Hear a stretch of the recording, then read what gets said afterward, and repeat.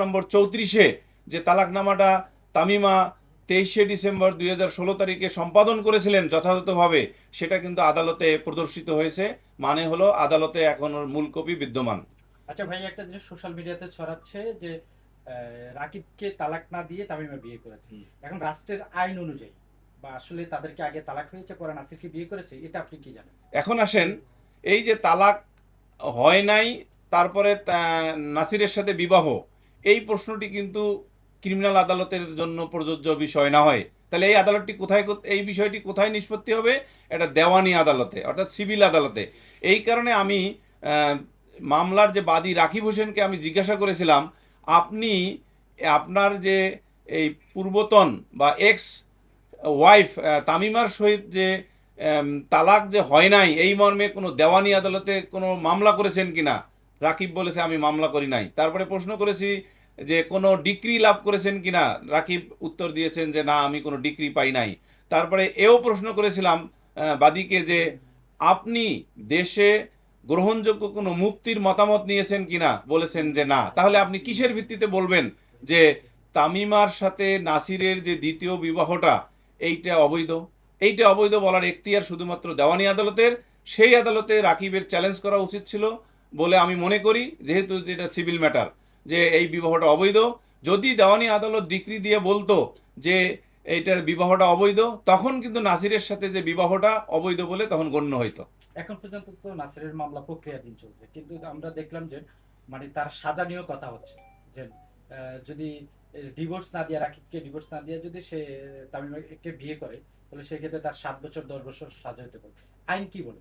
এইটা আসলে দেখেন, যেভাবে এই সাজার কথাটা এসেছে, উনি কিন্তু মানে বাদীপক্ষের আইনজীবী যেটা ব্রিফ করেছেন, আমি দেখেছি যে ওখানে উনি বলেছেন যে প্রমাণিত হলে, খেয়াল করেন, তো প্রমাণিত হলে কি ধরনের সাজা হবে কি হবে না, এটা এক্সক্লুসিভলি সংশ্লিষ্ট আদালতের বিষয়।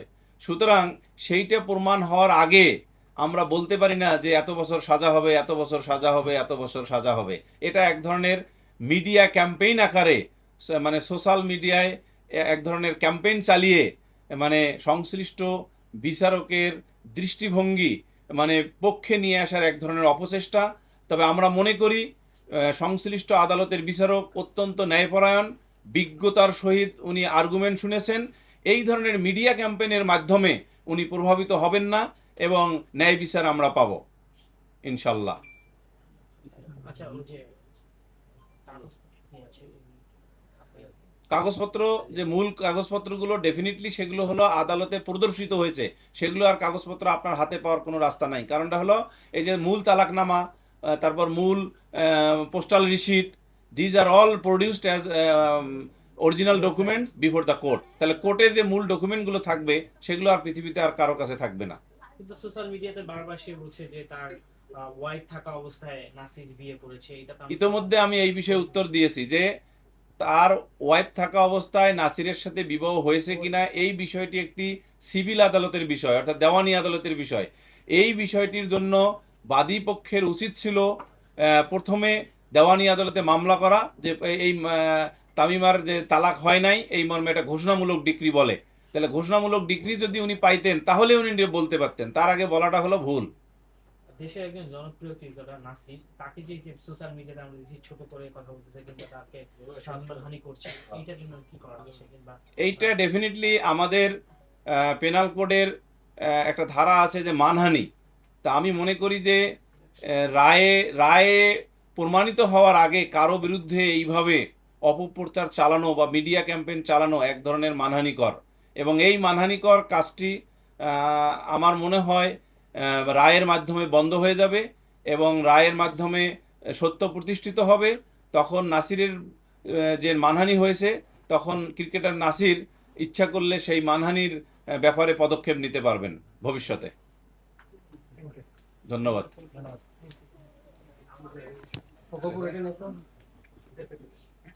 এই মামলার মূল বিষয়বস্তু হলো যে নাসির 23শে ডিসেম্বর 2016 তারিখে তালাক দিয়ে সৌদি আরব গিয়ে পরে 14ই ফেব্রুয়ারি 2021 তারিখে এসে তাকে যে বিবাহ করেছে, সেই বিবাহটা কতটুকু মানে সঠিক এবং তালাক দেওয়াটা কতটুকু সঠিক, এই বিষয়গুলো নিয়ে এই মামলা।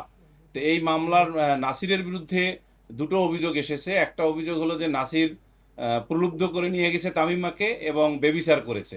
আপনারাই খেয়াল করেন যে এবং যে কোনো ব্যক্তির বিরুদ্ধে যদি বেবিচারের ঘটনার একটা অভিযোগ ওঠে, তাহলে যে মহিলার সাথে বেবিচারের ঘটনা অভিযোগ উঠবে সেই মহিলা কিন্তু ভিকটিম। সেই মহিলাকে কিন্তু স্বীকার করতে হবে যে হ্যাঁ, আমি বেবিচার মানে রেপড হওয়া, এক্সট্রা ম্যারিটাল লাইফে বা এক্সট্রা ম্যারিটাল যে ইন্টারকোর্স, সেটাকে বোঝানো হচ্ছে। তো সেই মহিলা যদি আদালতে আপনার জবানবন্দি ওত সহকারে দিয়ে বলে যে আমি নাসিরের মাধ্যমে বিবাহের আগে কোনো প্রকার বেবিচারের সম্মুখীন হইনি, তাহলে জিনিসটা ক্লিয়ার হয়ে যায় যে বেবিচার হয়নি।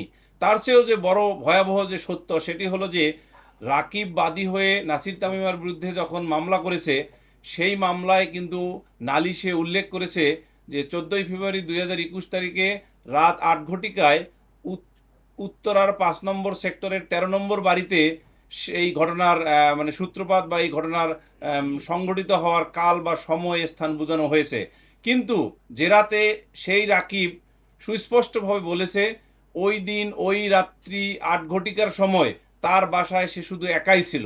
তো তার বাসায় যদি উনি একাই থাকে, নাসির তামিমা যদি ওই বাসায় প্রবেশ না করে কোনো দিন ওই দিন সহ, তাহলে বেবিচার হওয়ার কোনো আর রাস্তা নাই এবং বেবিচারের যে অভিযোগ এটা 100% তখন মিথ্যা বলে প্রতীয়মান হয়। একই সাথে এখানে আরেকটি বিষয়, তো তদন্তকারী কর্মকর্তাকে কিন্তু বলা হয়েছিল জেরাতে যে আপনি আপনার তদন্ত প্রতিবেদনে কোথাও দেখাতে পারবেন কিনা বা আছে কিনা যে বেবিচারের স্থান, সময় ও প্রক্রিয়া। তখন তদন্তকারী কর্মকর্তা কিন্তু সুনির্দিষ্টভাবে উত্তর দিয়েছে যে আমার এই তদন্ত প্রতিবেদনে বেবিচারের স্থান, সময়, প্রক্রিয়া উল্লেখ নাই। তাহলে আপনারাই বলেন, একটি মানুষ যখন যে কোনো ধরনের ঘটনা ঘটায়, বিশেষ করে অপরাধের সংশ্লিষ্টতায় কোনো ঘটনা ঘটায়, সেই অপরাধের সংশ্লিষ্টতার ঘটনাটি কিন্তু কোনো না কোনো স্থানে ঘটতে হবে। যেমন সেটা হতে পারে বাংলাদেশের অথবা বাংলাদেশের সার্বভৌমত্ব যে জায়গায় আছে সেই জায়গায়, যেমন বাংলাদেশের কোনো জাহাজ যদি সমুদ্রে থাকে, সেখানে যদি অপরাধ ঘটে সেটাও কিন্তু বাংলাদেশের অধীনে সার্বভৌমত্ব জায়গার অধীনে সংগঠিত অপরাধ বলে পরিগণিত হয়। তাহলে নাসির তামিমার সাথে এই যে বেবিচারের যে অভিযোগ আনা হলো, সেই বেবিচারের অভিযোগের যদি কোনো ঘটনাস্থান না থাকে, তাহলে এটা কল্পনাপ্রসূত এবং শুধুমাত্র মিডিয়া কাভারেজের জন্য একটি অভিযোগ বলে প্রতীয়মান হয় বা যুক্তিতে সেভাবেই আসে যে ঘটনাস্থল ছাড়া কোনো ঘটনা সংঘটিত হতে পারে না। আরেকটি বিষয় আপনারা দেখেন যে সেটা হলো যে 23শে ডিসেম্বর 2016 তারিখে তামিমা তালাক দিয়ে সৌদি আরব গিয়েছেন এবং তদন্তকারী কর্মকর্তাকে জিজ্ঞাসা করা হয়েছিল যে আপনি বলেন তো যে এই যে তামিমা তার আগের স্বামীকে তালাক দিয়ে সৌদি আরব গেলেন 23শে ডিসেম্বর 2016 তারিখে তালাক দেওয়ার পর, উনি তারপর 14ই ফেব্রুয়ারি 2021 তারিখে এসে নাসিরের সাথে যখন বিবাহ হয় হ্যাভেলি রেস্টুরেন্টে, এর মধ্যে কতদিন উনি বাংলাদেশে এসেছেন এটা আপনি তদন্ত করে পেয়েছেন কিনা? তদন্তকারী কর্মকর্তা বলেছেন যে আমি পাইনি। তাহলে কি দাঁড়ালো যে তামিমার যে কন্ডাক্ট, তামিমার যে বিহেভিয়ার, কিসের কন্ডাক্ট? এই কন্ডাক্ট হলো তালাক দেওয়ার পরে একজন স্ত্রী তার স্বামী থেকে দূরে থাকার যে বিহেভিয়ার, একজন স্ত্রী তার স্বামীকে তালাক দিয়ে যে তার তালাক হওয়ার পরে যে বিচ্ছিন্নতার যে কন্ডাক্ট, সেই কন্ডাক্ট কিন্তু তিনি ফুলফিলভাবে দেখিয়েছেন। যার কারণে তদন্তকারী কর্মকর্তা এখানে বলতে পারেননি তার জেরায় যে তিনি কতদিন বাংলাদেশে ছিলেন। আসলে তিনি সৌদি আরবে থাকার পর তামিমা সৌদি আরবে থাকার পর নাসিরের সাথে যখন সোশ্যাল মাধ্যমে পরিচয় হয়, সেই পরিচয়ের একটা পর্যায়ে গিয়ে তালাকের সমস্ত জিনিস যখন ঠিকঠাক হয়ে যায়, তারপরে কিন্তু নাসির বিবাহ করে। আরেকটা যুক্তি দেখেন, নাসিরের কি কোনো দায় পড়েছিল যে তিনি তাড়াতাড়ি বিয়ে করবেন? উত্তর হলো না। তার মানে নাসির আরও 6 মাস পরে বিবাহ করতে পারতেন, আরও 1 বছর পরে বিবাহ করতে পারতেন। কিন্তু তিনি যখন দেখেছেন যে তালাক সঠিকভাবে দেয়া হয়েছে, তালাকের যে নোটিশ পাঠানোর যে পোস্টাল রিসিট সঠিকভাবে পাঠানো হয়েছে তখন নাসির বিবাহ করেছেন। কেন? এই যে তদন্তকারী কর্মকর্তাকে যখন জেরাতে জিজ্ঞাসা করা হয়েছে যে আপনি তালাকের যে মূল রেজিস্টার, সেই রেজিস্টারে আপনি তামিমা কর্তৃক তার আগের হাজবেন্ডকে তালাক দেওয়ার যে তালাকনামা এটা দেখেছেন কিনা সঠিকভাবে, উনি বলেছেন যে হ্যাঁ আমি দেখেছি। সেখানে তামিমার স্বাক্ষর এবং টিপসই আছে, এটাও উনি দেখেছেন। এবং শুধু তিনি দেখে ক্ষান্ত হননি, এই তালাকনামাটা কিন্তু উনি জব্দ করেছেন। সেই তালাকনামার যে মূল রেজিস্টার, অর্থাৎ একটা ভলিউম থাকে এবং সেই ভলিউমের নামটি হলো, নম্বরটি হলো 3/16, পৃষ্ঠাটি হলো 34। এই যে 34 পৃষ্ঠায় 3/16 নম্বর রেজিস্টারে বিদ্যমান মূল তালাকনামা, সেটা কিন্তু আদালতে উপস্থাপিত হয়েছে। একই সাথে এই যে পোস্টাল রিসিট, এই যে যেটা বলা হয়েছে যে পোস্টাল রিসিটটা জাল, তদন্তকারী কর্মকর্তাকে কিন্তু বলা হয়েছে যে আপনি যে পোস্টাল রিসিট জব্দ করেছেন সেটা মূল কিনা, উনি স্বীকার করেছেন মূল। তাহলে আপনারাই বলেন যে যদি কোনো দলিল বা ডকুমেন্ট মূল হয় তাহলে সেটা জাল বলে গণ্য হওয়ার কোনো রাস্তা নাই। আরেকটি বিষয় এটার উদাহরণ দেওয়া যায়, একটি জাল ডকুমেন্ট বলার আগে তাহলে বুঝতে হবে যে ওই জাল ডকুমেন্টের সাথে আরেকটা ডকুমেন্ট আছে, অর্থাৎ দুটো ডকুমেন্ট থাকতে হবে। একটা হলো জিনুইন আর একটা হলো জাল, অথবা জালটা থাকবে সেটা মূল নয়। কিন্তু আমাদের এই মামলায় যেটা দেখা গেছে যে পোস্টাল রিসিটটি দুইটি জব্দ করা হয়েছে এবং পোস্টাল বিভাগের যিনি ডিজিএম তিনিও স্বীকার করেছেন যে এই পোস্ট অফিস থেকে এটা মানে পোস্টেড করা। তাহলে আইও কর্তৃক যে দুইটি পোস্টাল রিসিট জব্দ করা হয়েছে সেই অর্থাৎ জব্দ করা পোস্টাল রিসিট দুইটি মূল। তাহলে অরিজিনাল পোস্টাল রিসিট কখনো জাল হয় না। ফলে যে জিনিসটি দাঁড়াচ্ছে সেটা হলো যে তামিমা 23শে ডিসেম্বর 2016 তারিখে যথাযথভাবে তালাক দিয়ে সৌদি আরব গিয়েছেন এবং তার পূর্বতন হাজবেন্ডের সাথে আর কোনোরূপ যোগাযোগ রাখেননি, যেটা সাক্ষ্যে প্রমাণিত হয়েছে, তদন্তকারী কর্মকর্তার সাক্ষ্যে বিশেষ করে প্রমাণিত হয়েছে। এবং রাকিবও তার সাক্ষ্যে কখনো বলেননি যে তামিমার সাথে এই সময়ের মধ্যে তার সাথে যে স্বামী স্ত্রী হিসাবে যে ইন্টারকোর্স হওয়ার মতো কোনো উপাদান, যেমন ধরেন স্পার্ম, ব্লাড বা অন্য যে কোনো উপাদান তিনি মামলার তদন্তকারী কর্মকর্তাকে জমা দিয়েছেন। এই ব্যাপারে প্রশ্ন করলে তিনি বলেন যে হ্যাঁ আমি এই ধরনের কোনো জিনিস জমা দেইনি। তাহলে যে জিনিসটি দাঁড়ায় পরিষ্কারভাবে সেটা হলো যে তামিমা সঠিকভাবে তালাক দিয়ে সৌদি আরব গিয়েছেন এবং তারপরে নাসিরের সাথে বিবাহ হয়েছে। সেই বিবাহের বিষয়টি এখন আমাদের এই মামলায় যেভাবে আমরা আর্গুমেন্ট করেছি, সেই আর্গুমেন্ট করার সময় বাদীপক্ষে যে বিষয়টি বারবার উপস্থাপন করা হয়েছে যে তালাক নোটিশ সঠিকভাবে দেয়া হয় নাই বা তালাক নোটিশ সঠিকভাবে কার্যকর করা হয় নাই, এবং এইটা যে কার্যকর করা হয় নাই সেই জন্য তারা বলেছেন যে তামিমা মেনটেন্যান্সেরও মামলা করেন নাই।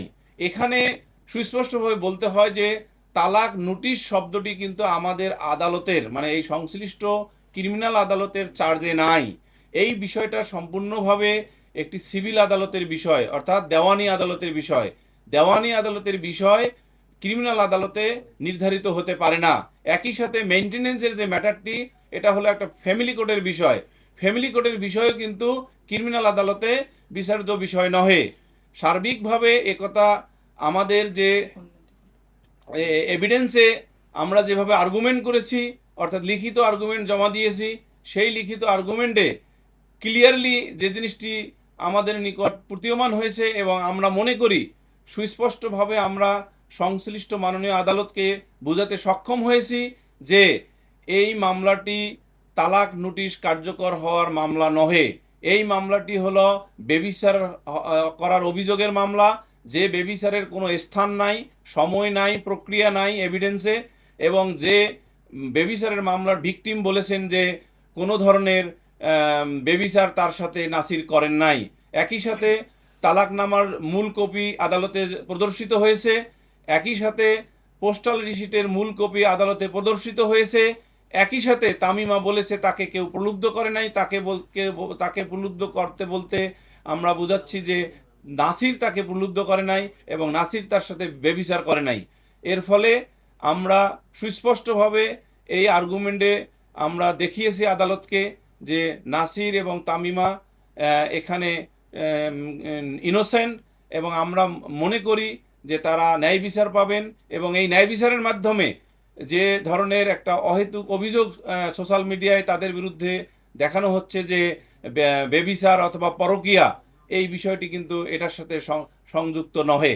রাকিবের সাথে যে তামিমার তালাক হয়েছে সেই কাগজটি কি আপনার কাছে আছে? এই কাগজটি আদালতে আছে, কারণটা হলো আদালতে এটা প্রদর্শিত হয়েছে প্রদর্শনী হিসাবে, অর্থাৎ এটা মামলার তদন্তকারী কর্মকর্তা সরাসরি যে মূল তালাক রেজিস্টার, যেটা আমি বললাম একটু আগে 3/16 নম্বর